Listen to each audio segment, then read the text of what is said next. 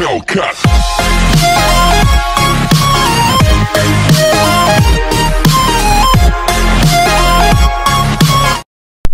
Good day! Our lesson for today for English 5, Quarter 1, Module 4, Lesson 3, Composing Clear and Coherent Sentences using Coordinating and Subordinating Conjunctions. Open your module for What I Know on page 1. Fill in the blanks with picking the appropriate conjunction from the box. Write the answer in your notebook or answer sheet. Pipiliin nyo lang ang tamang conjunctions na nasa loob ng box para sa mga sentences na ito. You can pause this video so that you have enough time to answer this activity.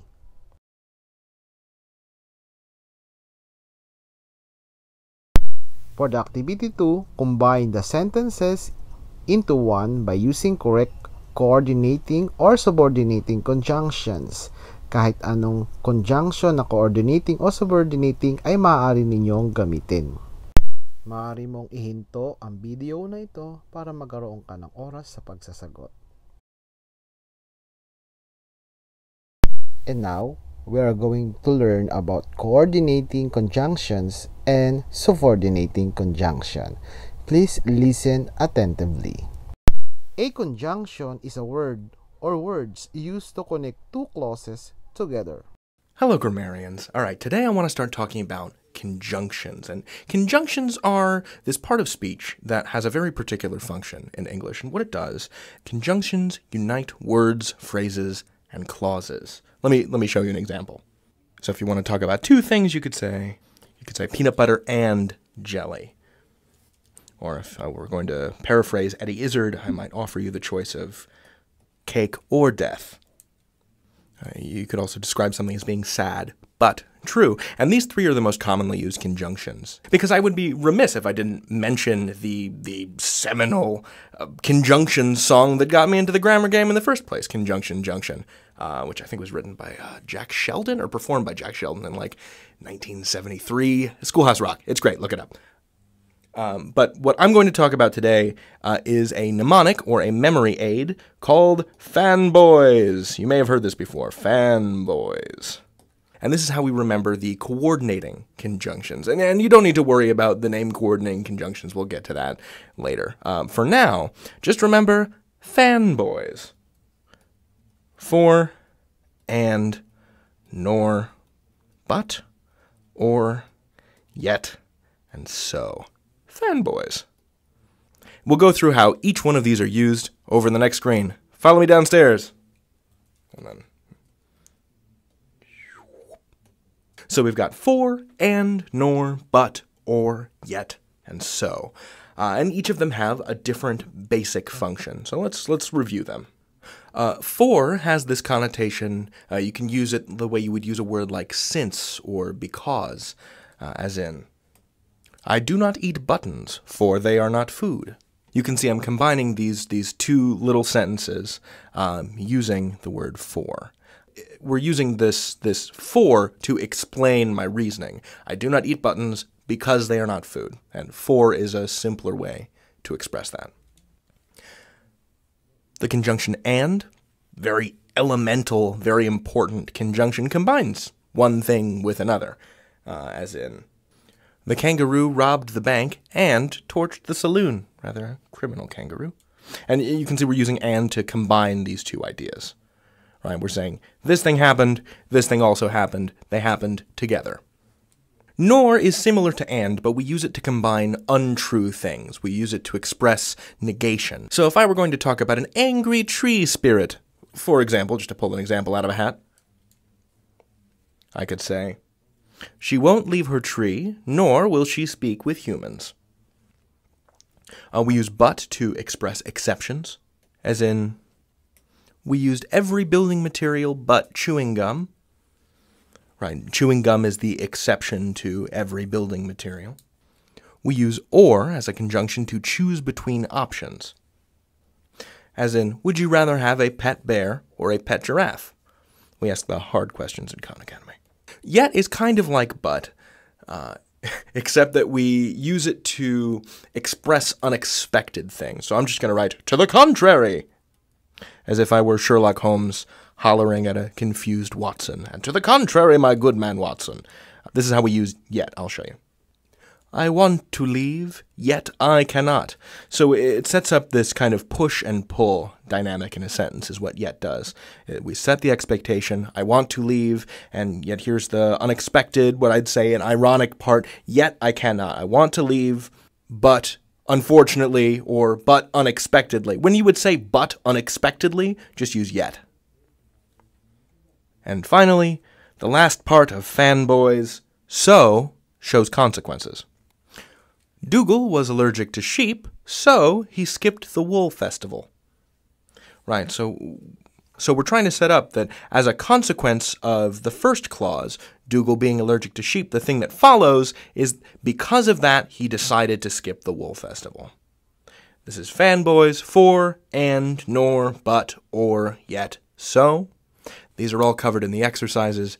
You can learn anything. David out. And now, we're going to learn about subordinating conjunctions. Hey, grammarians.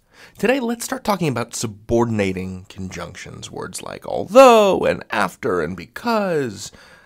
This is a pretty complicated topic, because in order to understand subordinating conjunctions, you have to understand the difference between an independent and a dependent clause. Because that's what subordinating conjunctions do, is they unite independent and dependent clauses. That's what subordinating conjunctions do. But what are these? What is an independent and a dependent clause? Well, okay, so first of all, let's back up again. What is a clause? A clause is just a language chunk that has a subject and a verb. That's what a clause does. All sentences are clauses, but not all clauses are sentences. I'll write that down. So all sentences are clauses, but not all clauses are sentences. It's possible to have something that has both a subject and a verb that doesn't stand on its own, and that's a dependent clause. We'd call that a sentence fragment. What a dependent clause does is provide extra information that isn't necessary to the understanding of the sentence, right? But an independent clause has to be able to stand on its own. So let's take a look at this sentence here. Herbert performed his irresponsible experiments because he was curious. And this sentence is composed of two clauses. In red, we've got this independent clause. Herbert performed his irresponsible experiments. And in green, we have this dependent clause, because he was curious. Now, we know that because he was curious is the dependent clause because it explains more of why Herbert did what he did. Right? It is explaining the reason for his performing irresponsible experiments. But because he was curious on its own doesn't work as a sentence. He was curious does. That's a sentence. But because he was curious asks more questions than it answers. Because he was curious, what? If a clause causes you to ask, yeah, so what? Then it's probably a dependent clause. Let's write that down. Put that in a doctrine. So, a dependent clause should cause you to ask, yeah, so what? Because a dependent clause leans against an independent clause. It's like a ladder laid up against the tree. The tree is still going to be standing there whether or not the ladder is there or not, but the ladder is useful because it allows you to get up further into the tree and explore its leaves, if that makes sense. It allows you to get further context and further understanding. But the tree could just as easily... It's still a tree without the ladder, right? You don't have to have a ladder in order to be a tree.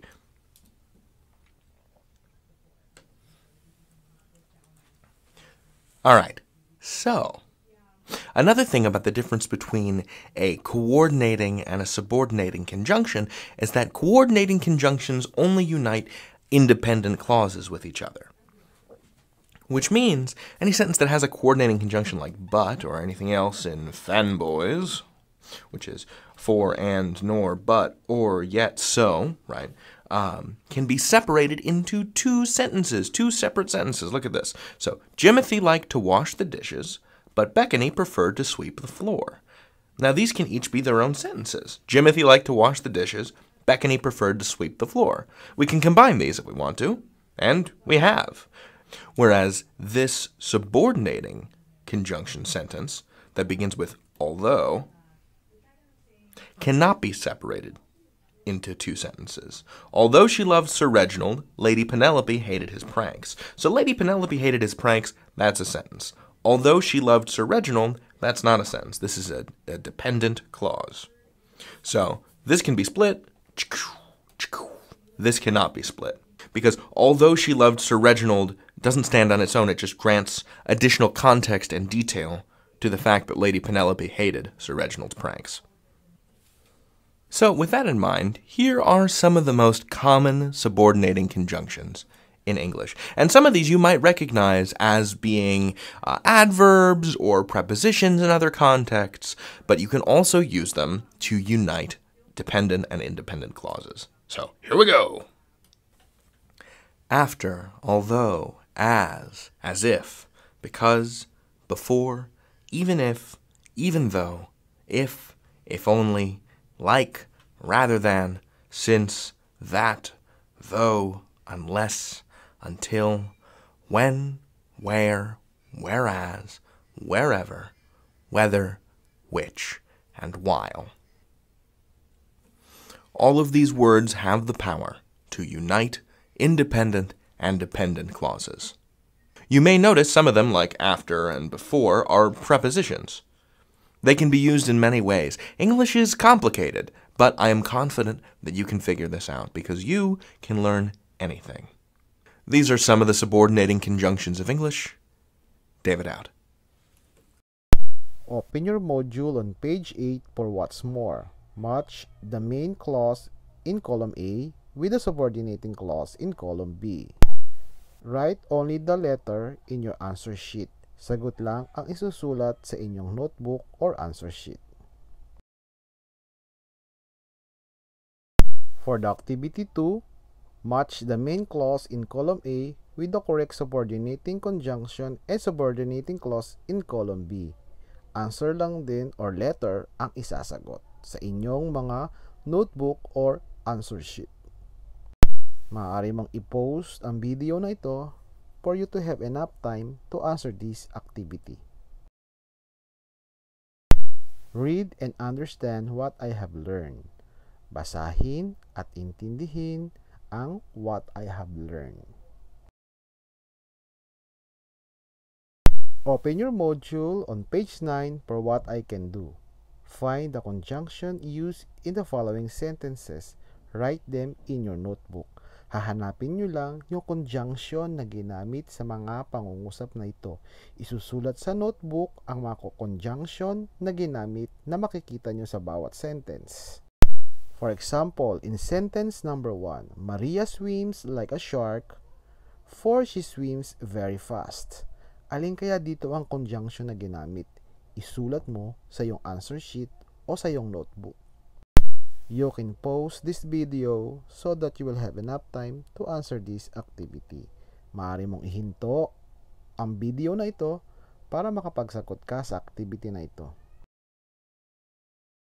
For the activity number 2, connect the sentences below by filling in the appropriate conjunction from the following choices: and, nor, but, and so. Mamimili lamang sa conjunction na ito. For example, sa sentence number 1. I love music, blank, father enrolled me in the piano lessons. Alin kaya ang correct conjunction para dito? And, nor, but, and so.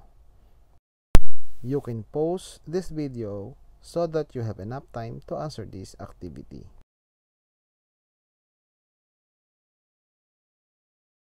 Open your module on page 10 for the assessment. Combine the two sentences into one longer sentence using the given conjunctions.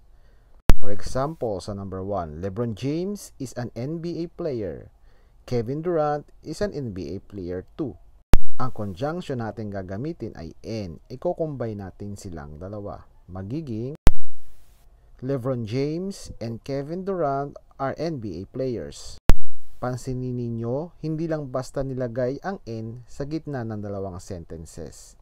Yung conjunction na N ay ginamit o nilagay sa pagitan ni LeBron James at ni Kevin Durant. In this sentence, ang ating conjunction ay nilagay between o sa pagitan ng dalawang noun. I-rate ninyo o isusulat ninyo ang bagong sentences na meron na itong conjunctions. Maaari mong ihinto ang video na ito para ikaw ay makapagsagot. For activity number 2, compose 5 sentences using coordinating or subordinating conjunctions. Use the specific conjunction required in each item. Gagawa kayo ng 5 pangungusap gamit ang mga given conjunctions. And, para sa number 1, number 2 ay but, number 3 ay or, number 4 ay since, at number 5 ay until. Gagawa kayo ng sarili nyong sentence or pangungusap. Open your module on page 11 for the additional activities. Read the statements carefully and supply the correct conjunction that best suits each sentence. Do this on your notebook. Isusulat lamang ninyo ang tamang conjunction na nararapat para mabuo ang sentence na ito. Isulat ang inyong sagot sa inyong answer sheet or notebook. You can post this video so that you have enough time to answer this activity.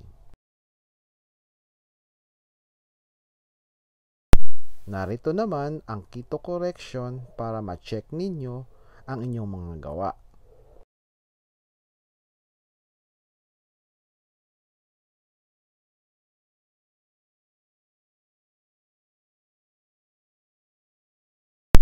Thank you for watching and happy learning!